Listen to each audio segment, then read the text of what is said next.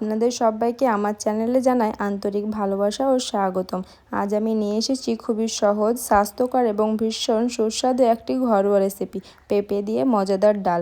অনেকেই পেঁপে দিয়ে ডাল রান্না করেন, কিন্তু আজ আমি যেভাবে রান্না করে দেখাবো সেই পদ্ধতিতে ডাল হবে একদম ঘন, সুগন্ধি এবং এতটাই স্বাদের যে ভাতের সঙ্গে বারবার খেতে ইচ্ছা করবে।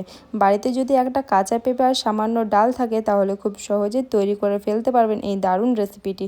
ভিডিওটি শুরু থেকে শেষ পর্যন্ত অবশ্যই দেখবেন, কারণ রান্নার প্রতিটি ধাপ, মশলা দেওয়ার সঠিক সময়, ডাল কতক্ষণ সিদ্ধ করবেন আর শেষে কী করলে স্বাদ কয়েক গুণ বেড়ে যাবে, সব কিছু আমি ধাপে ধাপে দেখিয়ে দেবো। আশা করছি আজকের রেসিপিটি আপনাদের খুবই ভালো লাগবে এবং আপনারা অবশ্যই একবার বাড়িতে তৈরি করে দেখবেন। তাহলে আর দেরি না করে চলুন দেখে নেওয়া যাক আজকের পেঁপেদের সুস্বাদু ডাল তৈরি রেসিপি। এই রেসিপিটা বানানোর জন্য প্রথমে 100 গ্রাম মসুর ডালকে খুব ভালো করে ধুয়ে পরিষ্কার করে একটা কড়াইতে নিয়ে নিয়েছি। তারপর এর মধ্যে দিয়ে দিচ্ছি অর্ধেক পেঁপে, 3-4টে মিডিয়াম সাইজের পেঁয়াজ কুচি দিয়ে দিচ্ছি। 1 চামচ রসুন বাটা, আধা চা চামচ আদা বাটা, দিয়ে দিচ্ছি স্বাদ মতো লবণ, আধা চা চামচ হলুদ গুঁড়ো, আধা চা চামচ লঙ্কা গুঁড়ো, আধা চা চামচ জিরা গুঁড়া, আধা চা চামচ ধনে গুঁড়া আর সামান্য তেল দিয়ে হাত দিয়ে সব উপকরণগুলোকে খুব ভালো করে মাখিয়ে নিতে হবে। আর এই কাজটা কিন্তু অবশ্যই করতে হবে।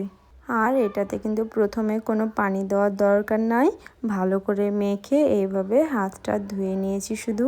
এবার গ্যাসটা জ্বালিয়ে এটাকে খুব ভালো করে কষিয়ে নেব যতক্ষণ না জলটা একদম শুকিয়ে যাচ্ছে। যেহেতু এর মধ্যে তেল আছে তাই এটাকে হালকা ভাজা ভাজা করে নিচ্ছি। 3 থেকে 4 মিনিটের মতো কষিয়ে নিয়ে এর মধ্যে পানি দিয়ে দিচ্ছি। আর পানিটা আমি এখানে 3 কাপ মতো দিয়েছি। পানিটা দেওয়ার পরে একবার মিশিয়ে নিয়ে ঢাকা দিয়ে রান্না করে নেব যতক্ষণ না পেঁপে আর ডালটা খুব ভালো করে সেদ্ধ হচ্ছে। 10 থেকে 15 মিনিটের মধ্যে কিন্তু ডাল আর পেঁপেটা খুব ভালো করে সেদ্ধ হয়ে যাবে। তো আমি আপনাদেরকে 10 থেকে 15 মিনিট পরে দেখাচ্ছি। দেখুন ডাল আর পেঁপেটা কত সুন্দরভাবে সেদ্ধ হয়ে গেছে। আমি কিন্তু ডালটা একদম গলিয়ে নিইনি। যদি গলিয়ে নিতাম তাহলে কিন্তু এই রেসিপিটা খেতে ভালো লাগতো না। এবার একটা সাইডে রেখে এর বাগারটা রেডি করছি। এর মধ্যে পরিমাণ মতো তেল দিয়ে 4টে শুকনো লঙ্কা আর 1 চামচ গোটা জিরা। এবার শুকনো লঙ্কা আর জিরাটাকে হালকা লাল লাল করে ভেজে নিচ্ছি যতক্ষণ না এর মধ্যে থেকে একটা সুন্দর ফ্লেভার আসছে।